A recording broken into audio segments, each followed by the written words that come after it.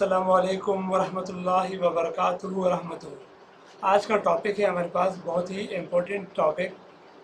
और आज का जो टॉपिक है हमारे पास वो है कूलिंग टावर सर्किट, या यूँ समझ लें कि आपके जनरेटर का ओपन सर्किट कैसे काम करता है। तो उसी सिलसिले में आज की वीडियो में बना रहा हूँ। ये काफ़ी इम्पोर्टेंट होता है। जहाँ भी आप जाते हो तो आपको सबसे पहले पावर हाउस के अंदर आपको आपके जो जनरेटर का ओपन सर्किट होता है उनके बारे में जानना बहुत ज़रूरी होता है। तो चलिए स्टार्ट करते हैं। सबसे पहले ये जो नज़र आपको आ रहा है ये फ़ैन, ये है हमारे ये फ़ैन, और ये पूरे एरिया ये है कूलिंग टावर। अब ये कूलिंग टावर है। कूलिंग टावर के बारे में तो आप लोगों को पता ही होगा कि कूलिंग टावर एक हीट रिजेक्शन डिवाइस है। यानी ये गर्मी को, हीट को रिजेक्ट करती है अब हवा में, एटमॉस्फेयर में, जिसकी वजह से कूलिंग टावर से निकलने वाला पानी ठंडा होता है। और सारे कूलिंग टावर पानी के वेपोरेशन प्रिंसिपल के ऊपर काम करते हैं। पानी की मास और हीट दोनों की मुंतकली से ही पानी ठंडा होता है। अगर हवा का प्रेशर बढ़ेगा तो पानी का टेम्परेचर कम से कम होता जाएगा। तो ये रही कूलिंग टावर के बारे में कुछ बात। अब मैं आपको बताता जाऊँ पूरे सर्किट के बारे में। अगर आपके पास एक जनरेटर लगा हुआ है तो और एक कूलिंग टावर है तो उसका ओपन सर्किट के क्या होगा, कूलिंग टावर सर्किट क्या होगा, किस तरह वो काम करेगा, और आपका जो जनरेटर का ओपन सर्किट है वो कैसे काम करेगा। तो चलिए अब मैं बताता हूँ आपको कि आपके पास रहा कूलिंग टावर। कूलिंग टावर से सबसे पहले हम बात करते हैं कलर के बारे में। ये लाइट ग्रीन कलर है, इससे मुराद होता है ठंडा पानी, कोल्ड वाटर आपके सर्किट में। जो डार्क ग्रीन कलर है आपके जो हेडरों का, पाइपलाइनों का, इससे मतलब होता है आपका हॉट वाटर, यानी गर्म पानी की पाइपलाइन है। तो यहाँ से अब मैं आपको बताता हूँ कि आपके पास टब, जो आपका बेसन होता है, उसके उसके साथ ही आपका स्ट्रेनर लगा होता है। स्ट्रेनर के बाद आपका एक डिस्चार्ज वॉल होता है।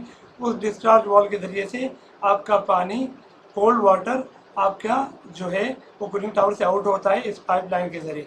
और ये जो मेन हेडर है ये सीधा जाता है आपका पंप, जो आपके पास आपको जो पंप सक्शन हेडर होता है, या पंप आप इनटेक हेडर भी कह सकते हो। तो जो सक्शन हेडर है पंप का, उसमें यहाँ से आपके पास कूलिंग टावर से पानी निकला और डायरेक्ट गया सक्शन हेडर में पंप के। उसके बाद यहाँ पर आपके पास सक्शन हेडर से आपके पास दो पाइपलाइनें निकली, ये और ये दो पाइपलाइनें गई आपके सेंट्रीफ्यूगल पंप में। सेंट्रीफ्यूगल पंप के साथ आपका लगा हुआ है मोटर।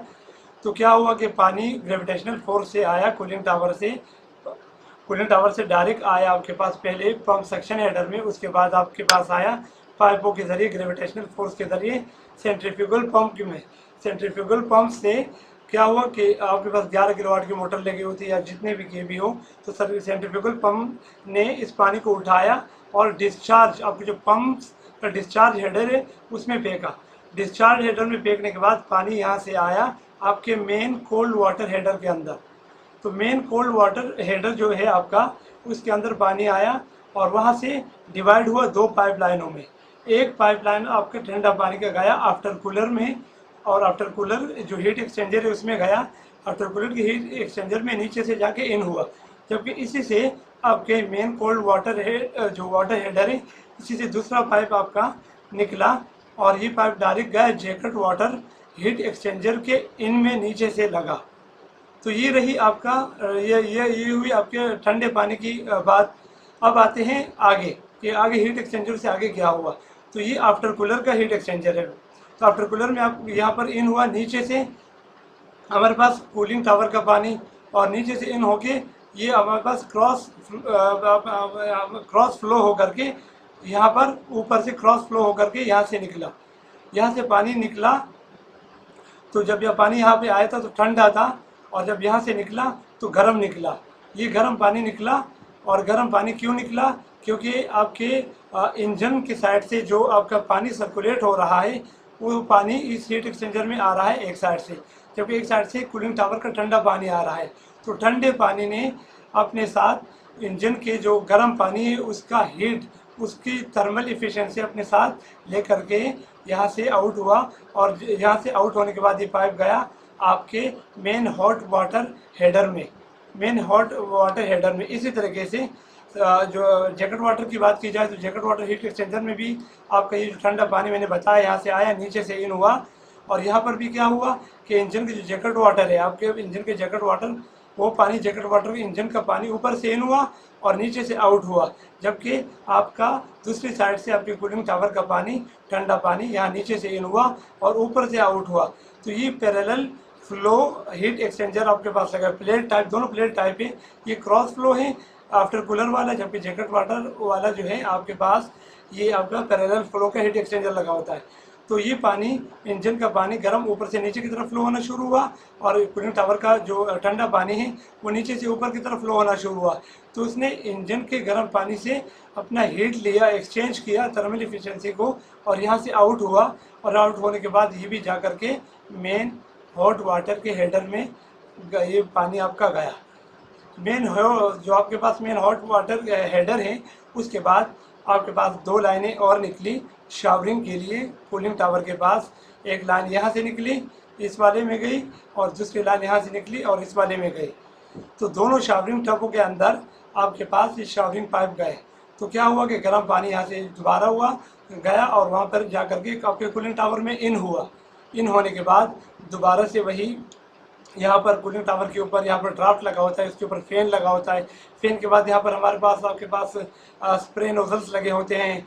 स्प्रे नोजल के बाद नीचे आपके पास लगी होती है आपके पास पीवीसी कोटेड जो आपकी शावरिंग टब है। शावरिंग टब के अंदर फिर होल होते हैं छोटे छोटे, तो उस होलों की तरह उस होलों में पानी आकर के डिवाइड हुआ, और डिवाइड होने के बाद यहाँ पर नीचे आया हीट ट्रांसफ़र एरिया में।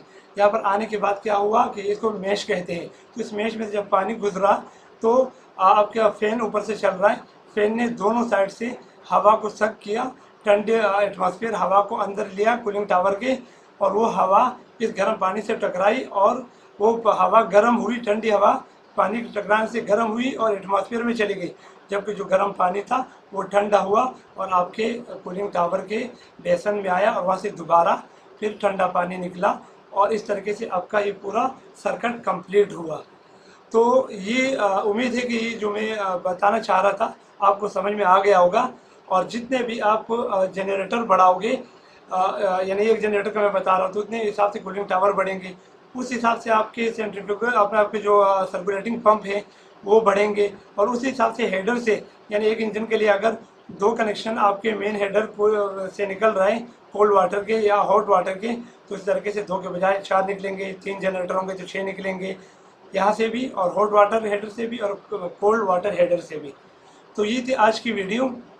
उम्मीद है कि ये वीडियो आपको पसंद आई होगी। अगर वीडियो पसंद आई तो प्लीज़ चैनल को सब्सक्राइब करना मत भूलिएगा, और आपके पास जो बेल की अलामत आ रही, घंटी की अलामत आ रही, उस घंटे के निशान को प्रेस करना भी मत भूलिएगा, ताकि नई वीडियोज़ मेरे आप तक पहुँच सके।